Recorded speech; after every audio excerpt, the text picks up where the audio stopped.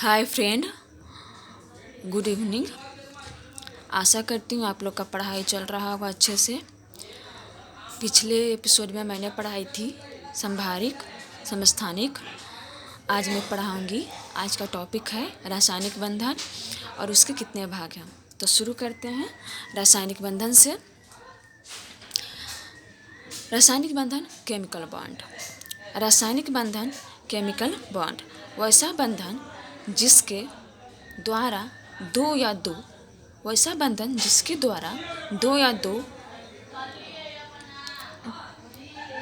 से अधिक तत्व आपस में जुड़े होते हैं उसे रासायनिक बंधन कहते हैं। ठीक है, ऐसा बंधन जिसके द्वारा दो या दो से अधिक तत्व आपस में जुड़े होते हैं उसे रासायनिक बंधन कहते हैं। जिसे आप सब जानते हैं, सोडियम क्लोराइड को NaCl एक दूसरे से जुड़े हुए हैं, दोनों तत्व हैं जुड़े हुए हैं एक दूसरे से। प्रकृति के आधार पर रासायनिक बंधन के निम्नलिखित भाग हैं जो इस प्रकार हैं। प्रकृति के आधार पर रासायनिक बंधन के निम्नलिखित भाग हैं जो इस प्रकार हैं।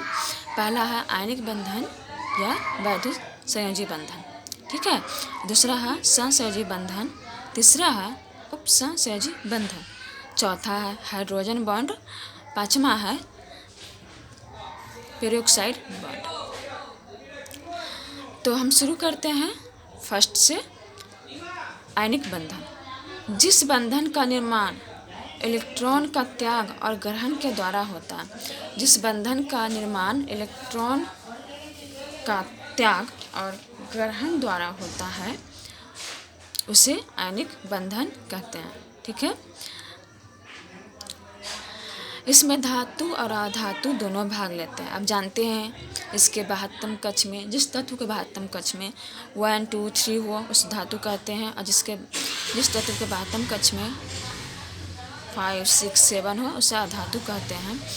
1, 2, 3 वाला रहेगा वो त्याग करेगा, जैसे धातु रहेगा तो त्याग करेगी, और अधातु रहेंगे तो ग्रहण करेंगे। क्योंकि 6, 7, 5 होते हैं, 5, 6, 7 तो वो ग्रहण करते हैं, लेते हैं। एग्जाम्पल मैं दी हूँ NaCl, MgO, MgCl2, AlCl3। तो मैं इसको पढ़ के दिखाती हूँ आयनिक बंधन का। NaCl, देखिए NaCl, NaCl, तो Na का आप जानते ही हैं परमाणु संख्या 11 होता है। इलेक्ट्रॉनिक्स विन्यास आप बनाए होंगे 281, और Cl का होता है 17, तो 287। तो Na के पास में लास्ट में 1 है तो ये धातु हो गया, तो 1 डाल दिया, और ये Cl के पास 7 है लास्ट में, अधातु है, तो 1, 2, 3, 4, 5, 6, 2, 4, 6 एंड 7। तो ये अष्टक पूरा करने के लिए अष्टक सिद्धांत में पिछले एपिसोड में बता चुकी हूँ। तो इससे ये ग्रहण कर लेगा, ये ले लिया इससे। ठीक है, तो ये 8 हो गया। तो अब बचा Na के पास 10, तो हो गया 2, 8, क्योंकि ये त्याग कर दिया ना। और Cl के पास हो गया 2, 8, 8।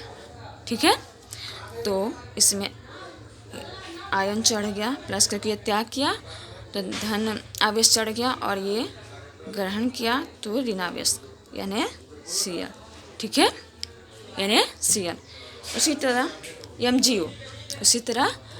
MgO है, तो MgO को मैं बताती हूँ। MgO, तो Mg मैग्नीशियम ऑक्साइड 12, 2, 8, 2। O का जानते हैं 8 होता है, तो 2, 6। Mg लास्ट में 2 है, 2, ऑक्सीजन O 6 है, 6 लिख लिया, 1, 2, 3, 4, 5, 6। तो ये 2 ग्रहण करेगा, अष्टक पूरा करने के लिए हो गया। तो Mg के पास हो गया और O के पास हो गया नेगेटिव, तो MgO हो गया। इसे आयनिक बंधन कहते हैं या वैद्युत बंधन।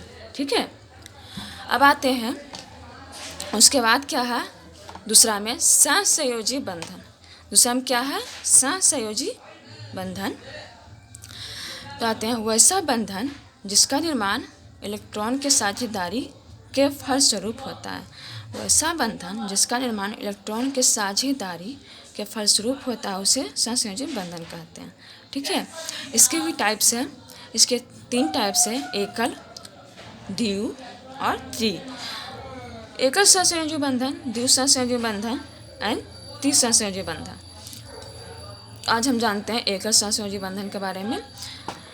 एकल सहसंयोजी बंधन जब एक इलेक्ट्रॉन का साझेदारी करके अस्थायी प्राप्त करता है उसे एकल सहसंयोजी बंधन कहते हैं। जब एक इलेक्ट्रॉन का साझेदारी करके अस्थायी प्राप्त करता है उसे एकल सहसंयोजी बंधन कहते हैं। इसका संकेत एक बॉन्ड होता है इस तरह से, जैसे आप बताएं कि जो त्याग करता ग्रहण करता तो नेगेटिव पॉजिटिव होता है। आगे इसका देखते हैं एग्जाम्पल, आपको समझ में आ जाएगा। तो लिखते हैं एग्जाम्पल में H2, क्या लिए, H2। तो आप जानते हैं H का 1 होता है तो 2 हाइड्रोजन है, तो यहाँ पे हो जाएगा एक हाइड्रोजन के पास एक S है। ठीक है, तो ये दोनों साझेदारी करेंगे। ये दो अष्टक पूरा तो नहीं करेंगे क्योंकि इसके पास एक ही होता है, तो यहाँ पे 2 हाइड्रोजन है तो ये इससे साझा करेंगे और ये इससे साझा करेंगे। तो इस पे क्या बन गया, H2। एकल सहसंयोजी बंधन है ना, क्या है, एकल सहसंयोजी बंधन जहाँ पर एक इलेक्ट्रॉन का साझेदारी करके अस्थायी प्राप्त किया। साझेदारी मतलब वो ये हाइड्रोजन इसको देगा, ये हाइड्रोजन इसको देके एक दूसरे का अस्थायी प्राप्त करेगा। ठीक है, अब एग्जाम्पल में लेते हैं CH4। आपको समझाने के लिए ऐसे बोलेंगे कि हार्ड वाला कैसे होता है, तो CH4 लिया तो C का कितना होता है दोस्तों, C का 6 होता है, परमाणु संख्या 6 होता है। तो इसको इलेक्ट्रॉनिक विन्यास कैसे लगेंगे, 2 और 4। तो हाइड्रोजन का होगा 4 है ना, तो एक हाइड्रोजन का एक ही होता है तो 4 हाइड्रोजन का 4 हो जाएगा। तो देखते हैं C, एक हाइड्रोजन यहाँ रखते हैं, एक यहाँ रखते हैं, एक यहाँ रखते हैं, एक यहाँ रखते हैं, 4 है ना, तो यहाँ पे एक यहाँ, एक यहाँ, यहाँ, एक यहाँ। ठीक है, हाइड्रोजन के पास एक यहाँ हो गया, एक एक है ना हाइड्रोजन के पास, आपको पता है एक एक है। और एकल सहसंयोजी बंधन है मतलब एक इलेक्ट्रॉन का साझेदारी होगा, एक दूसरे को अस्थायी प्राप्त करेंगे साझेदारी करके।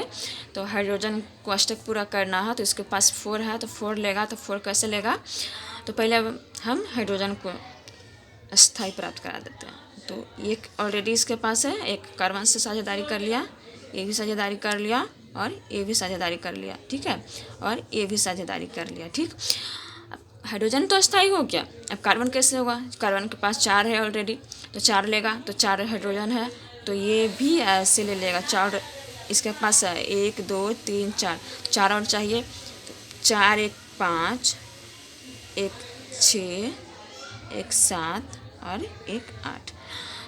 तो ये 4 इसके पास था, 4 और ले लिया, अष्टक पूरा कर लिया, ये अपना अस्थायी प्राप्त हो गया।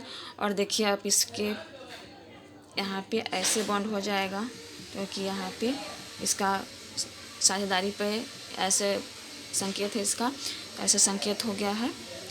ये एक दूसरे से साझेदारी किया, एक यहाँ पे है ऐसे है, एक दूसरे से साझेदारी किया। तो आज तक इतना ही, आज के लिए एकल पढ़ लिए। अब आगे द्वि पढ़ेंगे, द्वि सहसंयोजी बंधन, त्रि सहसंयोजी बंधन और इसका उप सहसंयोजी बंधन पढ़ेंगे, इसका उप सहसंयोजी बंधन पढ़ेंगे। तो दोस्तों आज के लिए इतना ही, थैंक यू। अच्छा लगे तो लाइक कीजिए, कमेंट कीजिए, शेयर कीजिए, सब्सक्राइब कीजिए। थैंक यू सो मच मुझे लाइक करने के लिए और सब्सक्राइब करने के लिए। जिन्हें अच्छा लग रहा है उनके लिए भी थैंक्स, जिन्हें नहीं अच्छा लग रहा उनके लिए भी थैंक्स।